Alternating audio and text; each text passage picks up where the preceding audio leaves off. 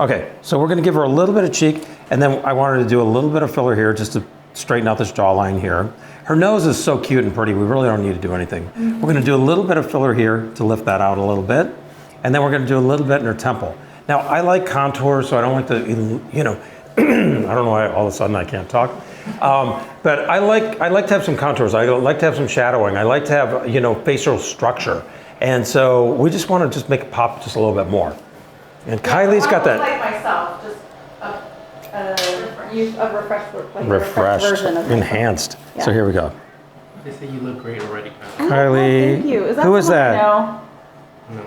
It's not somebody you know. Doesn't she look? She looks beautiful. No, this is why we do this, because people lose their self-confidence. I mean, somebody who's as pretty as Kylie is feeling like she's not pretty enough, and that's craziness. I'm glad you like the Voluma and Botox. No, I love it.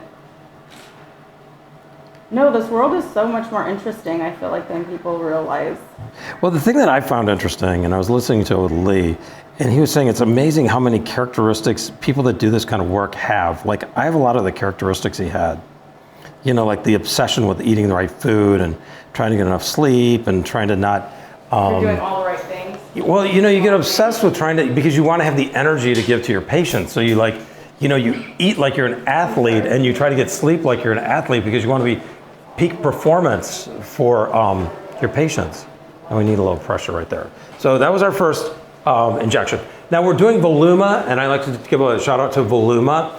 Voluma is a great filler. It's a 2-year filler. People always want something that's going to last forever. This one does. I mean, honestly, my patients never come back and say this doesn't work or this doesn't last. Elaine's here too. Would you agree? Yeah. And I hate it when I tell people something that's not true. So with this one, people really do like the long-term results of this product. Okay. So we're trying to raise her cheeks just a little bit with this product. How's the pain, Kylie? Are you suffering? It's not bad. Are you not doing too bad? No. Okay. Tell us if you need a break. Okay. So far, so good. And Kylie is the mother of 2 beautiful children. Mm-hmm. So moms, look at Kylie. She's taking care of herself. Okay. Guess that's here. So we want to just straighten this out.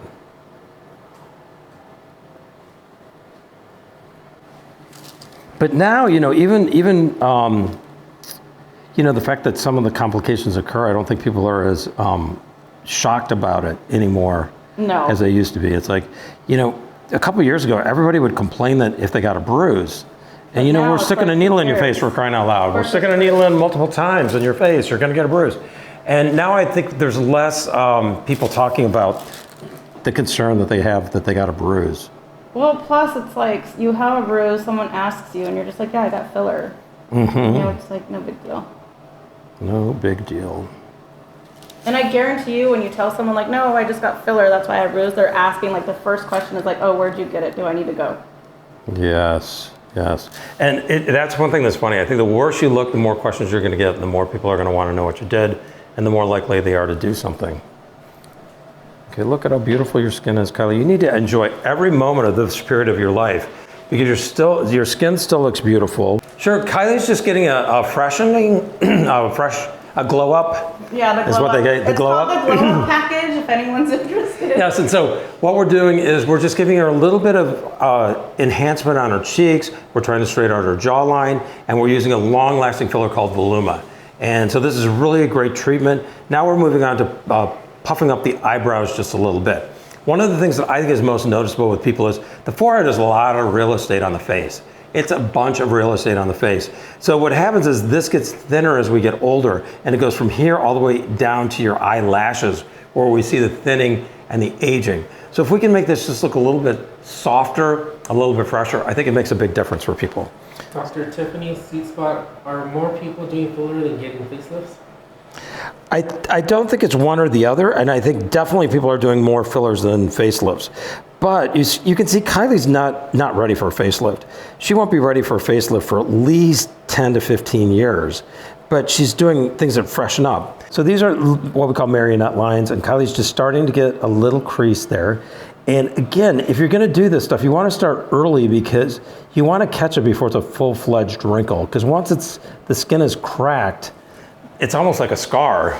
And so it's impossible to totally get rid of them if it goes to that point. And Kylie, I like Kylie's beautiful lips. We might put just a little bit in. I don't want to overdo it with Kylie because she has very, very pretty lips, so we don't need to overdo. See the brows? See how nice that is? It doesn't make her look Cro-Magnon or anything like that. It's got the cheeks lifting up, which I think is really nice. Yeah, keep me This is looking looking. feminine. I know we'll start using different pronouns for you. So now we're going to do just a little bit in the lips because, like I said, she's got that pretty shape and everything like that. I just don't like when they deflate because when they start to deflate, then you start to get the fine lines and wrinkles around the mouth. So let's do this, Kylie. What is the recommended age to start? You know, I have people, if my daughter's 16 and she wants to start, but I'm saying put the brakes on that little girl. We're going to wait a little bit, you know. She's always like, can I do fillers, Dad? I want to do some fillers, Dad. And I'm always like, yes, you can when you're 18. So, but I do younger girls, you know, some girls, some of the Insta girls that I have, I've treated girls that are in their teens, and it is a very controversial thing, but I feel like it's a lot different doing something that's temporary that we can remove than it is to like have a girl get a breast augmentation. I mean, that to me, I think really you should wait until you're 18 or even older, you know, and again with, you know, putting in a big butt. You see, Kylie doesn't need a lot because I don't want it, I'm not a big fan of fakie at all. I like it when it's on the edge, though. I do have to say, and some people, I like it on the edge where they're like, is that natural or is that just, you know? I do like that sometimes. What about you, Kylie? Mm-hmm. No. And this is just a little jaw contouring that we're doing. Just because we want to have just a straight line that goes back here. Now, Evelyn, do you mind doing me a favor and give me a count on how many we did so we can tell the audience? You're on 8. So we did 8 fillers, and you can see we haven't really overshot, I don't think, because I don't think anybody would say she looks artificial or she looks done. And how's it been, Kylie? No, it's been okay. It's been okay? Yeah, Good. I feel like I'm pretty good actually. Good. And Okay. I didn't numb either, so I was a little nervous, but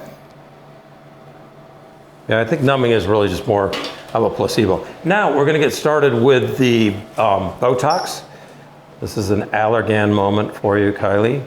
Yeah. Allergan is a company that makes the Botox and the fillers that we just used.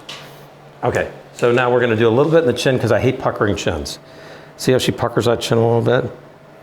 So we're going to put a little bit there. Now she's got very strong bunny lines. Scrunch your bunnies. See how expressive she is right here?